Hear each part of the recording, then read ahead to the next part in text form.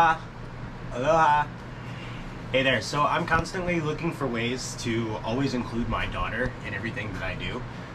So I actually just rearranged my kitchen and I put all my plates and everything that I normally grab for dinner and everything, I put them down here because now Kaimana gets to help me unload the dishwasher. And she loves doing this. Come on. Let's get rid of the silverware. Grab one of the plates, put a plate away. Good job. Put it in there. Daddy, put the dishes away. Good job. You put it on the right size. Grab the purple one. The purple one. No, put the purple one on here.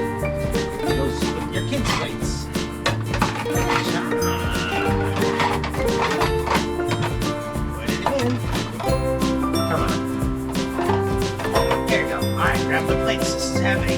Careful, yeah? Watch your head. Put it in there. Watch your head.